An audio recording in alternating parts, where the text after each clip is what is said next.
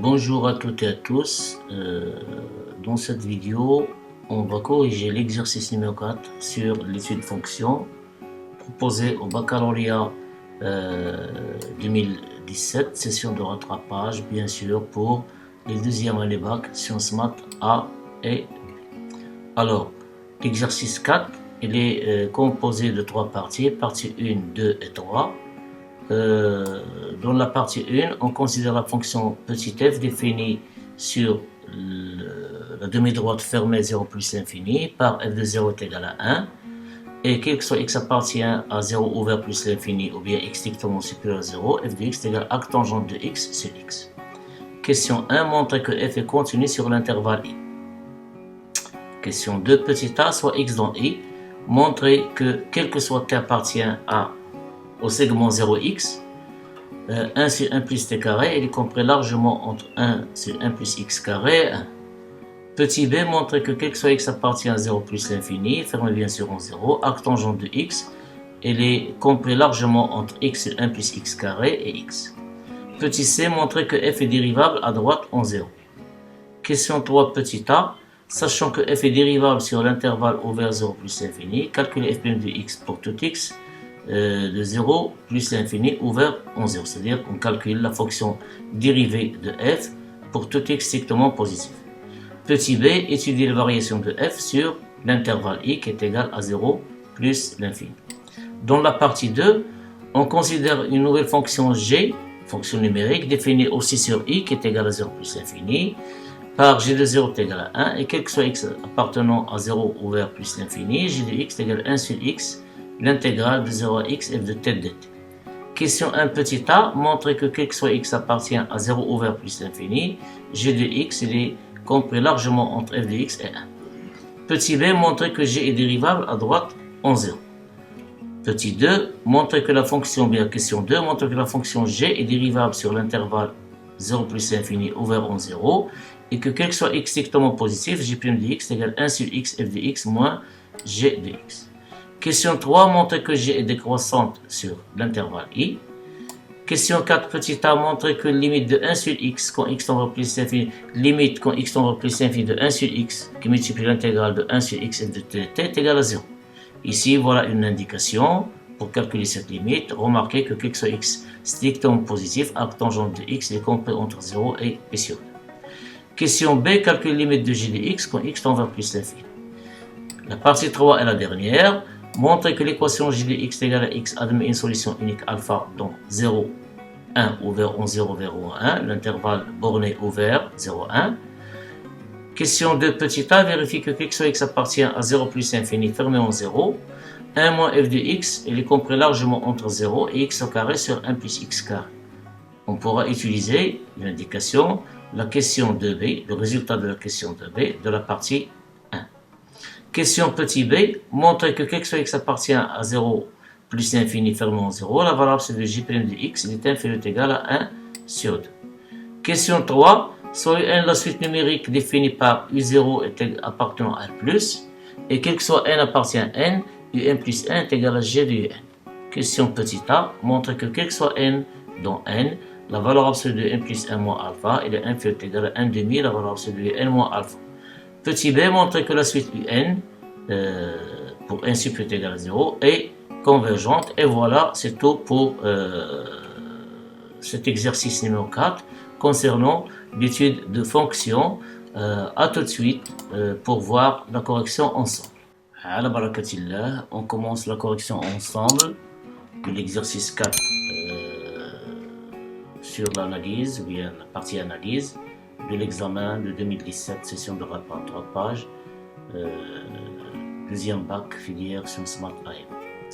Alors, comme on l'a vu dans l'énoncé, cet exercice est composé de trois parties. La partie 1, on se donne une fonction f de x qui est égale à arc tangente de x sur x si x est strictement supérieur à 0 et f de 0 est égal à 1 et on note l'intervalle i, c'est la demi-droite fermée 0 plus l'infini. La question 1, montrant que f est continu sur i tout entier. Alors qu'est-ce qu'on sait? Notre fonction c'est le rapport de fonctions. La première c'est arc tangente c'est une fonction usuelle. On sait que x fait correspondre à arctangente, c'est une fonction arctangente, et continue sur R. En particulier, continue sur toute partie dans R, en particulier 0 ouvert plus l'infini. La fonction identique qui est x correspond à x est continue sur R, fonction identique, polynôme, etc. En particulier, il est continu sur 0 ouvert plus l'infini. De plus, sur 0 plus l'infini, cette fonction identique ne s'annule pas. Donc, f, comme étant le rapport de ces deux fonctions, il est continu sur 0 plus l'infini. Alors, il reste à étudier maintenant la continuité à droite de 0. Pour cela, on calcule limite de f de x lorsque x tend vers 0 plus, et limite de arctangente de x sur x quand x tend vers 0 plus, qui est égal à 1 sur limite usuelle, et 1 est égal à f de 0, donc f est continu à droite de 0. Et par suite, qu'est-ce qu'on conclut? On conclut que notre fonction f, elle est bien continue sur 0 plus l'infini. Deuxième question, soit x appartient à i, c'est-à-dire les supérieurs est égal à 0, montrant que quel que soit t appartient au segment 0x, on a 1 sur 1 plus t carré, et il est compris largement entre 1 sur 1 plus x carré et 1. Alors, soit x appartient à i, on a t appartient à 0x, entraîne que t, oui, c'est équivalent même que t, puisqu'on veut ce résultat, on ne cherche pas l'équivalence. Donc t, il est compris entre 0 et x. Alors, puisque ces trois membres ici sont positifs ou nuls, on peut passer au carré, la croissance se conserve, donc c'est 0 au carré 0, t au carré et x carré. Donc t carré, il est compris largement entre 0 et x carré. Et en ajoutant 1 aux trois membres de cette double inégalité, on obtient 1 plus 0 c'est 1, 1 plus t carré c'est 1 plus t carré, et 1 plus x carré. Puisque ces trois membres ici, ou bien les deux membres de borne 1, 1 plus x carré sont sectants positifs, on peut passer à l'encadrement de l'inverse de chaque terme ici. Donc l'inverse de 1 plus t carré c'est 1 plus t carré. Et l'inverse de 1 plus x carré c'est 1 sur 1 plus x carré, on le met ici, puisque l'ordre ça va changer, et l'inverse de 1 c'est 1. Donc on a bien trouvé le résultat demandé. Donc quel que soit t appartient à 0x, on a 1 sur 1 plus t carré, il est compris largement entre 1 sur 1 plus x carré et 1. La question petit b, montrant que quel que soit x appartient à 0 plus l'infini, arctangente de x, il est compris largement entre x sur 1 plus x carré et x. Alors, pardon, en utilisant les propriétés de l'intégrale, on va utiliser cette double inégalité, celle-là. On va utiliser les propriétés de l'intégrale et l'ordre. Ça veut dire qu'on va intégrer ces deux fonctions, on va conserver l'ordre, c'est déjà vu en cours parmi les propriétés de l'intégrale et l'ordre, mais il faut s'assurer que ces trois fonctions, bien sûr, on va intégrer par rapport à t. Il faut s'assurer que ces trois fonctions sont continues en t. Or, celle-là, 1 sur 1 plus t carré, elle est continue en t, bien sûr, avec t appartient à 0x, c'est un nombre réel, et 1 sur 1 plus x carré, et 1, ce sont des fonctions constantes par rapport à t, donc elles sont continues. Donc, on va passer directement aux intégrales. On obtient l'intégrale de 0 à x, 1 sur 1 plus x carré, 1 sur 1 plus x carré dt. Il est inférieur ou égal à l'intégrale de 1 sur 1 plus t carré dt entre 0x. Et idem ici, c'est l'intégrale de 1 entre 0 et x.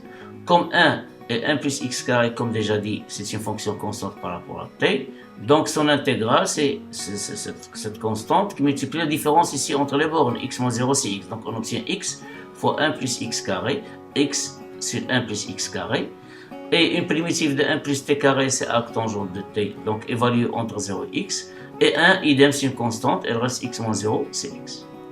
Or, l'évaluation de arctangente de t entre x et 0, c'est arctangente de x moins arctangente de 0, comme arctangente de 0 c'est 0, donc qu'est-ce qu'il reste, c'est arctangente de x. On a bien maintenant, arctangente de x, il est compris entre x et 1 plus x carré, et x sur 1 plus x carré, et x. Mais il faut énoncer le résultat demandé ici, quel que soit x. C'est pour cela qu'on a fixé un x, bien sûr, j'ai oublié ici, mais je m'excuse, alors je peux le mettre ici, soit x appartenant à 0 plus l'infini. Puisqu'on veut dire quel que soit, donc il faut fixer un x. Désolé, je m'excuse pour cet oubli. Donc, quel que soit x appartient à 0 plus l'infini, arctangente de x est compris largement entre x et 1 plus x carré et x. Petit c, montrant que f est dérivable à droite en 0. Alors, on a quelque chose excitant positif. Tout d'abord, on calcule le rapport. Puis, on passe au calcul de sa limite à droite de 0. f de x moins f de 0 sur x moins 0, c'est arc tangent de x sur x moins 1 sur x. On peut le laisser comme ça, on peut le mettre ici en développant ici, on obtient en réduisant le dénominateur, c'est arc tangent de moins x, x ça va être c'est x carré, donc arc tangent de x moins x sur x carré. Or, d'après le résultat de ce dernier résultat, la question 2. Alors, pour x strictement positif, puisqu'on travaille avec x strictement positif, on va diviser les trois termes, les trois membres de cette double inégalité par x. X est strictement positif, l'ordre ne change pas. Qu'est-ce qu'on obtient? C'est arc tangente de x. Pardon, je m'excuse. Tout d'abord, je vais retrancher x des deux côtés. Donc, on obtient arc tangente de x moins x, ici. Et x sur 1 plus x carré moins x. En réduisant, donc on obtient c'est x moins x carré sur 1 plus x carré. Avec x avec moins x disparaissent. Qu'est-ce qu'il reste? C'est moins x carré sur 1 plus x carré. Pardon, x au cube. On va retrancher moins x sur 1 plus x carré moins x. Donc on obtient c'est x moins x au cube. Donc on obtient c'est moins x au cube sur 1 plus x carré. Puis,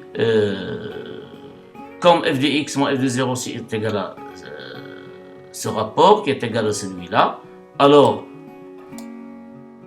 qu'est-ce qu'on déduit? Que en divisant ici, c'est arc tangente de x moins x sur x carré, on va diviser ici par x carré. Qu'est-ce qu'on obtient? 0 sur x carré, c'est 0. Ici, en divisant par x carré, on va simplifier. Qu'est-ce qu'il reste? C'est... Pardon, c'est pas par x carré, j'ai des bêtises. Arc tangente de x. Oui, c'est ça. Donc, c'est x. C'est x, je m'excuse, c'est x. C'est x. Je divise par x carré, donc de x au cube, il reste x. Oui, donc c'est moins x. Moins x, même ici, je m'excuse. Donc c'est moins x et 1 plus x carré. Alors, la limite de moins x et 1 plus x carré quand x tend vers 0 plus ou bien à droite de 0, c'est 0. On obtient 0 sur 1, c'est 0. On a 0. Donc d'après les propriétés des limites, alors on a théorème des gendarmes. Évitez ça s'il vous plaît. Alors d'après les propriétés des limites et ordres, on déduit que la limite de f de x moins f de 0 sur x moins 0 est égale à 0. Et cela explique le fait que f elle est dérivable à droite de 0 et le nombre dérivé de f en 0, c'est-à-dire f' de 0 est égal à 0. Question 3 petit a, calculons f' de x pour tout x appartenant à 0 ouvert plus l'infini. Alors pour cela, fixons un x strictement positif, f' de x puisque f est égal à arc tangente de x sur x, on dérive la fonction numérateur, c'est arc tangente et nous donne 1 plus 1 sur 1 plus x carré, c'est la dérivée de l'arc tangente, on va multiplier par la fonction dénominateur, moins la dérivée de la fonction dénominateur qui est x, donc c'est 1 multiplié par la fonction numérateur, c'est moins arc tangente de x, et on va élever le dénominateur au carré, c'est-à-dire x carré. En réduisant au dénominateur, qu'est-ce qu'on obtient? C'est x fois 1 c'est x, moins 1 plus x carré qui multiplie arc tangente de x, et puis ce dénominateur ici de cette fraction numérateur va descendre en bas, et on obtient x carré fois 1 plus x carré. Donc quelque soit x étant positif, ou bien appartenant à 0 ouvert plus l'infini, f' de x, j'ai opté pour cette forme puisqu'on a déjà le signe de x moins 1 plus x carré qui multiplie arc tangente de x.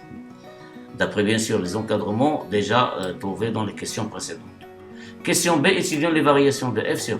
Alors d'après le résultat de la question de B, on déduit que le signe numérateur ici, quelque chose x étant positif, x moins 1 plus x carré arc tangente de x est strictement négatif. Regarde ici, 2B. Voilà. Donc, c'est x, on va multiplier ici par 1 plus x carré. Donc, on va prendre ici ce membre. Donc, x il est inférieur ou égal à 1 plus x carré qui multiplie à arc tangente de x. Puis, on va faire passer 1 plus x carré multiplié par arc tangente de x dans ce côté. Donc, on obtient x moins 1 plus x carré arc tangente de x, il est inférieur ou égal à 0. Mais nous, ici, on travaille sur 0 ouvert plus l'infini. Donc, il doit être strictement négatif. Voici. Or, d'après l'expression de f' de x, c'est la dernière, trouvée ici. Donc, le dénominateur, il est strictement positif sur 0 ouvert plus l'infini. Et le numérateur, il est strictement négatif. Donc, qu'est-ce qu'on calcule? Que soit x appartenant à 0 plus l'infini, f' de x est strictement négatif. Ce qui montre que f est strictement décroissante sur 0 plus l'infini. Mais dans la question, il nous demande sur i avec 0 fermé.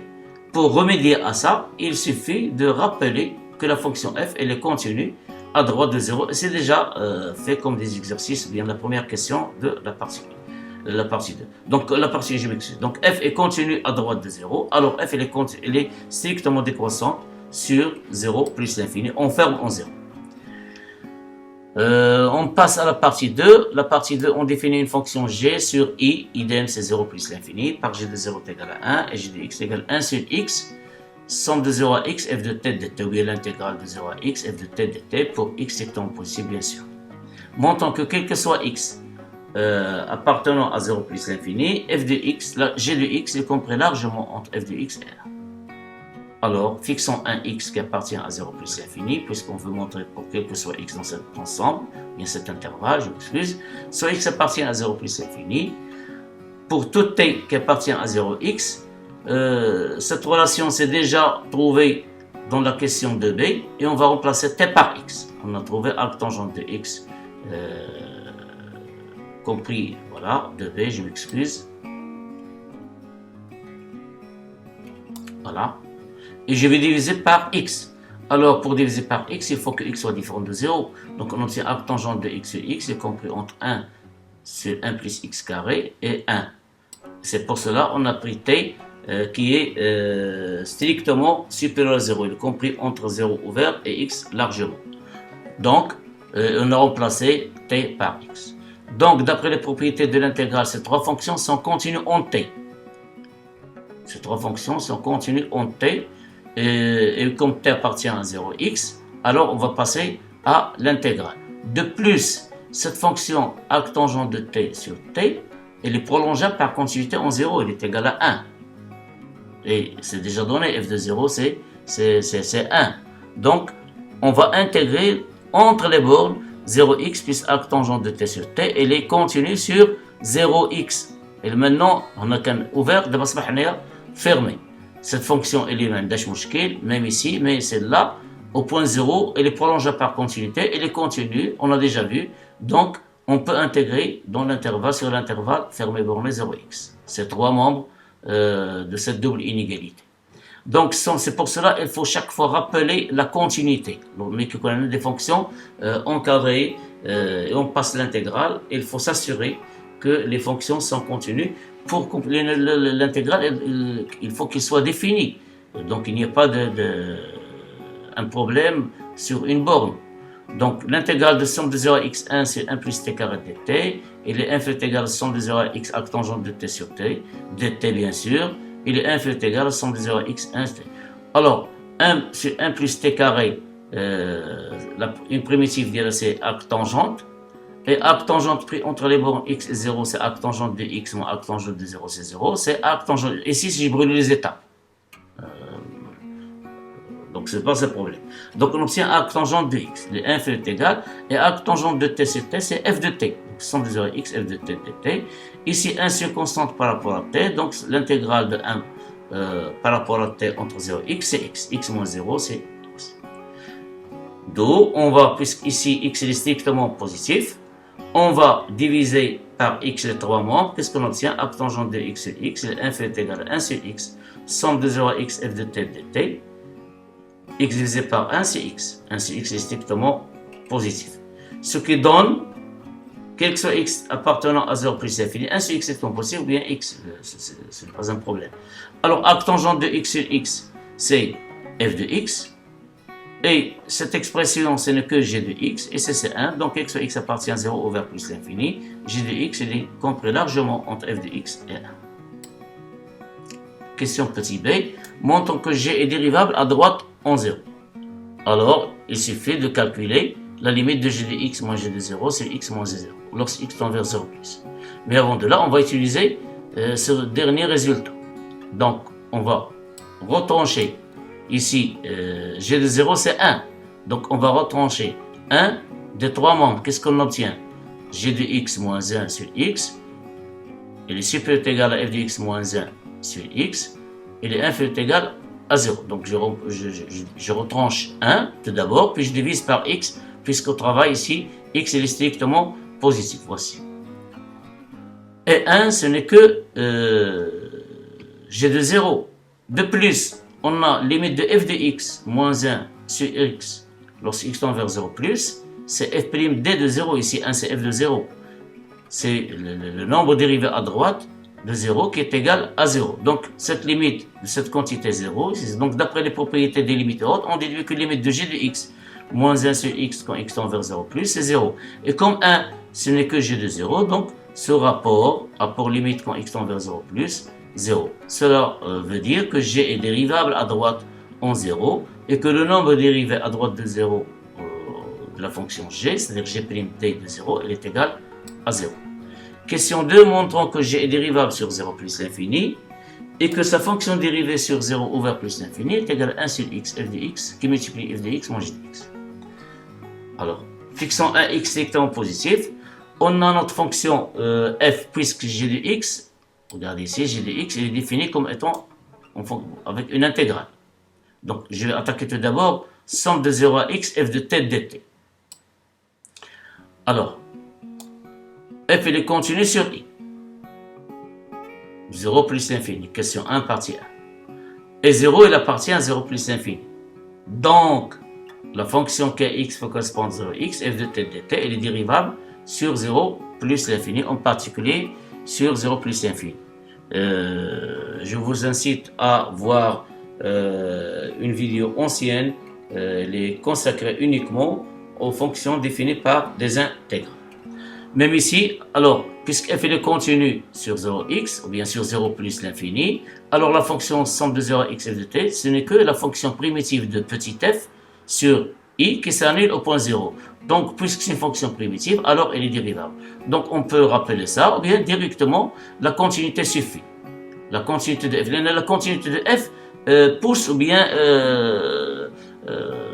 c'est une condition pour que f admet une primitive. Est dérivable sur 0 plus l'infini, en particulier sur 0 ouvert plus l'infini. Puis, nous, on cherche uniquement sur 0 ouvert plus l'infini. La fonction kx correspond à 1 sur x, elle est dérivable sur étoile, fonction usuelle, en particulier sur 0 plus l'infini. Donc, notre fonction g, qui est le produit de ces deux fonctions, elle est aussi dérivable sur 0 ouvert plus l'infini. Et pour tout x strictement positif, g' de x, c'est la dérivée du produit de ces fonctions. Donc, c'est la dérivée de 1 sur x, c'est moins 1 sur x carré qui multiplie 0x f de t dt, plus 1 sur x qui multiplie la dérivée de somme de 0 à x f de t, c'est f de x, qui est égal, en factorisant par 1 sur x, on obtient c'est 1 sur x facteur de f de x, moins 1 sur x facteur de 0x f de t dt. Or, cette expression, ce n'est que g de x. Donc, x soit x strictement positif, ou bien appartenant à 0 ouvert plus l'infini, g' de x égale 1 sur x f de x moins g de x. Montrons que g est dérivable sur i. Alors, soit x appartenant à 0 plus l'infini, et les ferments 0, on a f est continu sur i, en particulier sur 0x.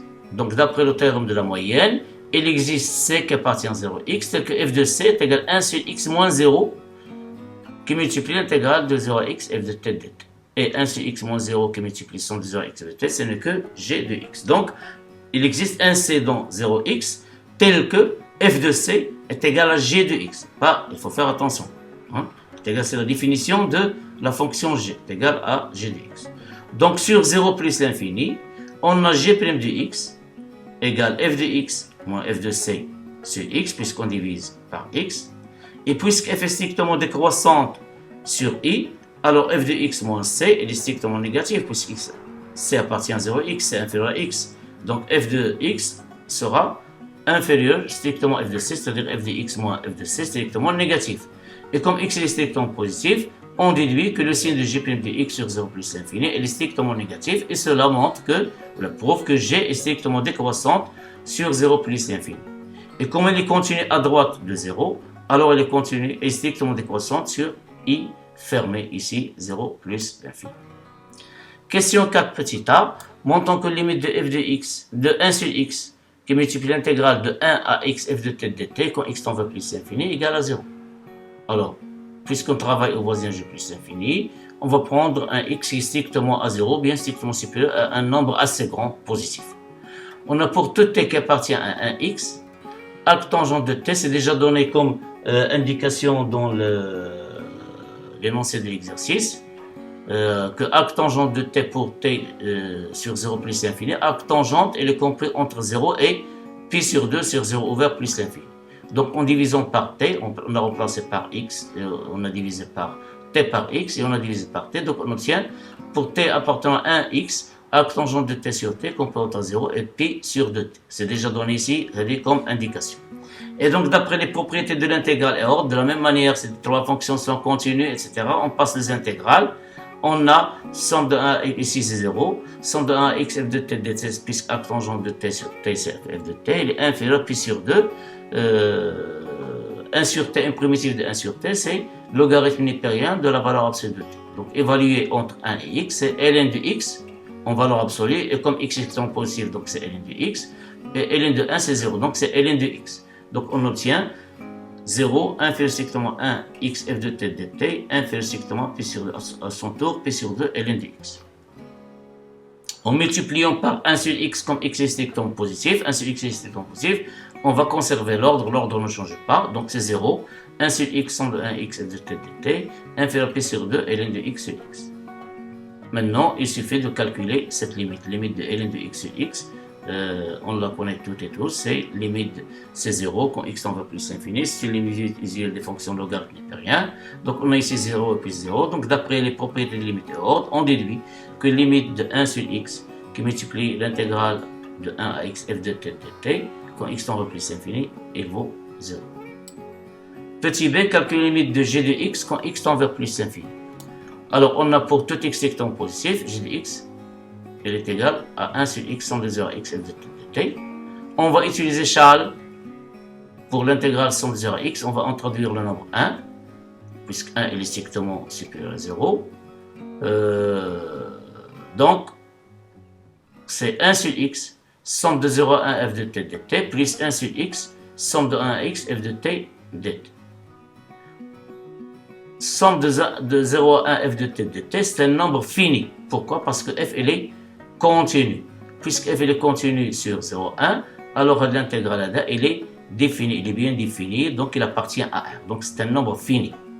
Et limite de 1 sur x, quand x tend vers plus l'infini, c'est 0. 0 fois un nombre fini, c'est 0. Donc limite de 1 sur x, qui multiplie somme de 0 à 1 f de t dt, quand x tend vers plus l'infini, est égal à 0. Il faut faire de la remarque, il y a deux nombres à il est fini. Il n'est qu'un infini, donc c'est l'infini, on va tomber dans une forme indéterminé.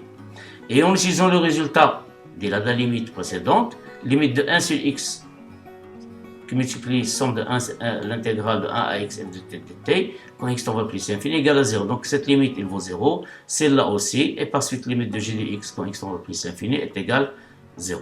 Pour la partie 3 et la dernière, dans la question 1, montrons que l'équation g de x est égale à x admet une solution unique alpha appartenant à l'intervalle ouvert 0,1. Alors pour cela, on va considérer la fonction phi définie sur 0,1 fermée par phi de x égale g de x moins x. Cette fonction phi, comme différence de ces deux fonctions qui sont dérivables sur 0,1 ouvert en 0, alors notre fonction phi est dérivable sur 0,1.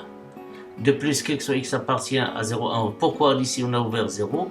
Parce que on a l'expression g' de x sur 0 ouvert plus l'infini. Puis on va corriger par le nombre 0. On a quelque chose x appartient à 0,1 ouvert en 0, fait plein de x égale g' de x moins 1, qui est strictement négatif. Pourquoi? Parce que g elle est strictement décroissante, donc elle est strictement négative. Moins 1, elle restera toujours strictement négative. De plus, phi elle est continue à droite de 0. Donc phi est continue et strictement décroissante sur 0 au fermé 1. Et on a phi de 0 est égal à g de 0 moins 0 qui est égal à 1, g de 0 est égal à 1 qui est strictement positif, et phi de 1 est égal à g de 1 moins 1 qui est égal à g de 1 moins g de 0 qui est strictement négatif. Pourquoi? Parce que g elle est strictement décroissante sur 0,1, donc g de 1 elle est inférieure strictement à g de 0, et par suite g de 1 moins g de 0 elle est strictement négatif. Alors on va appliquer le théorème des valeurs intermédiaires on déduit que la fonction phi de x égale à 0, c'est-à-dire g de x égale à x, admet une solution unique alpha appartenant à 0.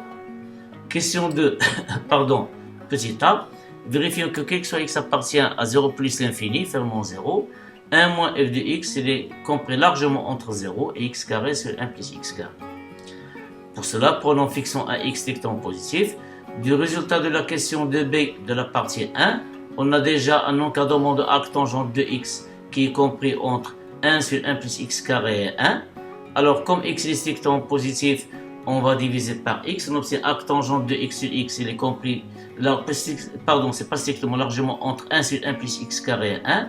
Et en multipliant les droits par moins 1, on va changer l'ordre. On obtient moins arc tangente de x sur x, il est compris largement entre moins 1 et moins 1 sur 1 plus x carré. Ensuite, on va ajouter 1 aux trois membres. Qu'est-ce qu'on obtient? Moins 1 plus 1, c'est 0. 1 moins arc tangente de x sur x, il est 1 fait égal. Lorsqu'on ajoute ces 1, on obtient moins 1 plus x carré. Moins 1 avec 1 disparaît, il reste x carré sur 1 plus x carré. Et voilà, 1 moins arc tangente de x sur x, compris largement entre 0 et x carré sur 1 plus x carré. Donc, 1 moins f de x, puisque arc tangente de x sur x pour x strictement positif, 1 moins f de x, elle est compris largement entre 0 et x carré sur 1 plus x carré. Et cela pour tous les nombres réels strictement positifs. Alors, voyons qu'est-ce qui se passe pour 0. Si on remplace par 0, on a f de 0 est égal à 1. 1 moins 1, c'est 0, ça marche, donc il est vérifié. Et ici, c'est 0, elle est 0. Donc, cette double inégalité, cette dernière, elle est vérifiée aussi pour x égale à 0. C'est-à-dire, elle reste vraie que même pour x égale à 0. Puis, on va élargir. On peut dire que quel que soit x appartient à 0 ouvert, 0 fermé plus l'infini. 1 moins f de x, il est compris largement entre 0 et x carré sur 1 plus x carré. La question petit b, montrant que quel que soit x appartenant à 0 fermé plus l'infini, la valeur absolue de g' de x est 1 plus est égal à 1 demi. Fixons donc un x qui appartient à 0 plus l'infini, fermons 0. Des résultats de la question 1a de la partie 2, on a déjà g de x, elle est compris largement entre... pardon, on a déjà, faisons voir, je m'excuse. Donc, on a g de x, pardon, on a g de x, c'est ça, elle est comprise entre f de x et 1. Donc, en retranchant f de x des trois membres, on obtient g de x moins f de x, elle est comprise largement entre 0 et 1 moins f de x. Et en utilisant le résultat de la question de A ci-dessus, on obtient g de x, c'est puisque 1 moins f de x, il est 1 fait l'autre égal à x carré sur 1 plus x carré. On obtient g de x moins f de x, il est compris largement entre 0 et x carré sur 1 plus x carré, et cela pour x qui est supérieur ou égal à 0. Maintenant, on va diviser par x, donc on a intérêt à travailler, puisqu'il est vrai, cette double inégalité, elle est vraie pour tout x supérieur ou égal à 0. Alors pour x différent de 0, c'est-à-dire quelque chose x strictement positif, on va diviser par x, on obtient f de x, regarde ici, lorsqu'on a g de x moins f de x, donc on a intérêt à faire apparaître la forme de g' de x qui est égal à 1 sur x qui multiplie f de x moins g de x. Donc on va multiplier par moins, on obtient f de x moins g de x, il est compris largement entre moins x carré sur 1 plus x carré et 0. Donc en divisant par, par x, on obtient f de x moins g de x sur x avec x strictement positif, donc l'ordre ne change pas. Moins x carré sur 1 plus x carré, il devient moins x sur 1 plus x carré, et 0 sur x sur 0. Alors, puisque la fonction valeur, cette expression f de x moins g de x sur x, ce n'est que g' de x.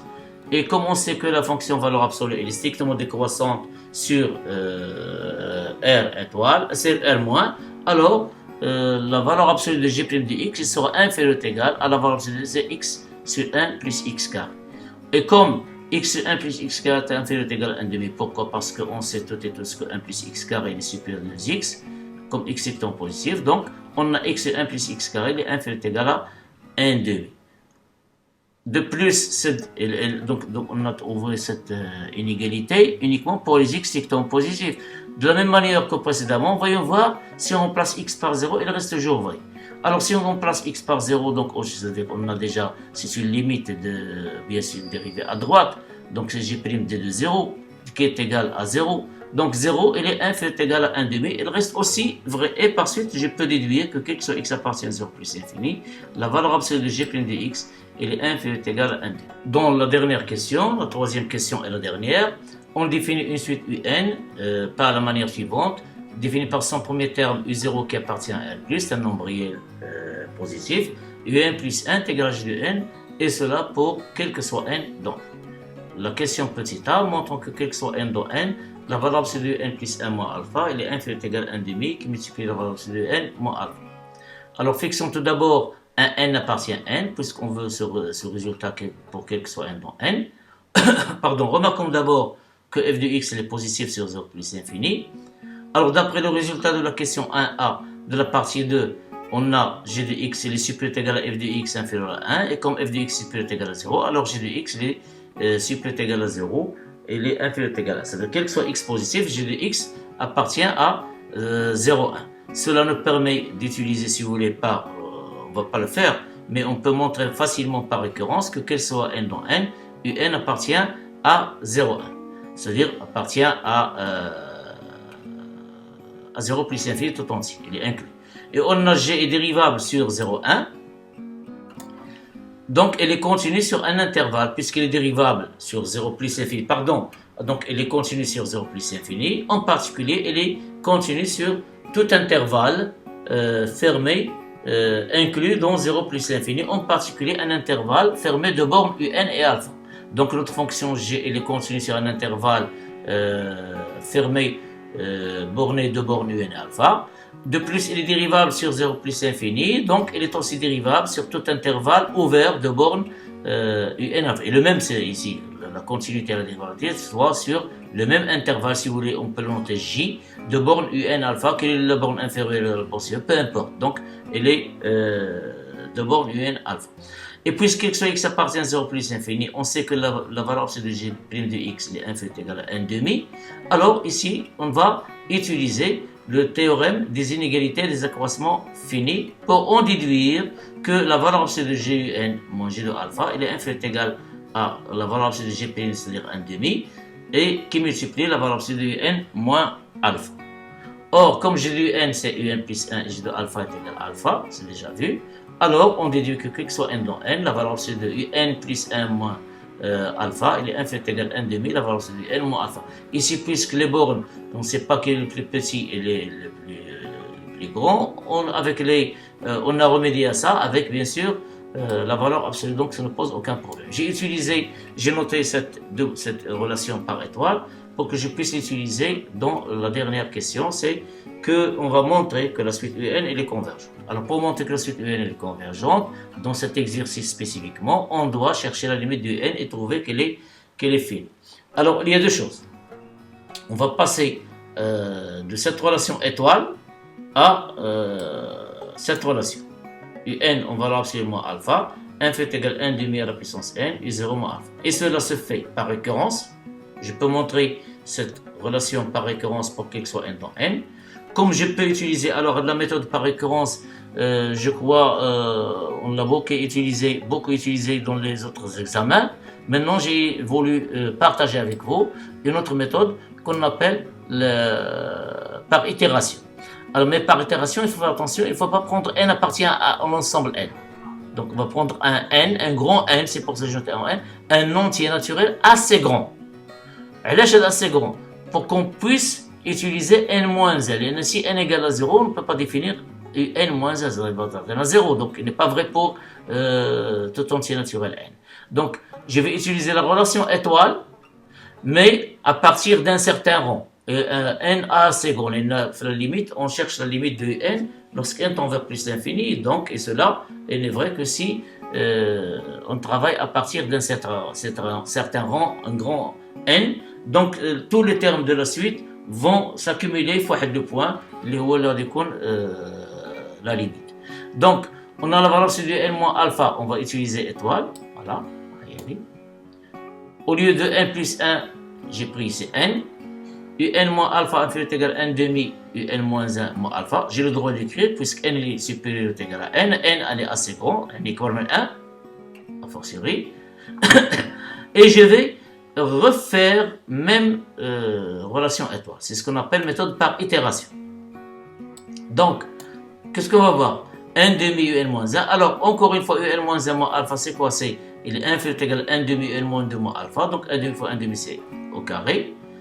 Et ainsi de suite. Un moins 2 moins alpha, c'est un moins 3 inférieur à 1 demi un moins 3 moins alpha. Et 1 demi au carré fois 1 demi, c'est 1 demi au cube, un moins 3. Et ainsi de suite, jusqu'on arrive ici, n moins n. Donc n moins n, on va trouver ici 1 demi à la puissance n, u0 moins alpha. Donc quel que soit n supérieur ou égal à n, on a bien u n moins alpha. Il est inférieur ou égal à 1 demi à la puissance n. Ici, ce n'est pas la peine d'écrire de la remarque, c'est pas la peine. C'est pas la peine. On passe directement la limite, voilà, on passe directement. Je m'excuse de la remarque, elle est inutile. On ne travaille pas au voisinage de une forme indéterminée, directement dans ça. Alors, comme limite de 1 demi à la puissance n, la valeur c'est de u0 moins alpha. 1 demi à la puissance n, sa limite c'est 0, puisque 1 demi comprend entre moins 1, 0 fois n'importe quel nombre ici, u0 et alpha sont des nombres finis. Donc, cette limite, elle vaut 0. Et par suite, d'après les critères de convergence des suites, on a la limite du n est égale à alpha.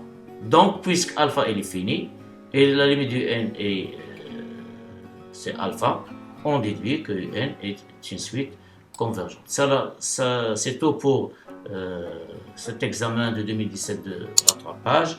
On se rencontre, Inch'Allah, dans d'autres vidéos et d'autres corrections. Bon courage à toutes et à tous.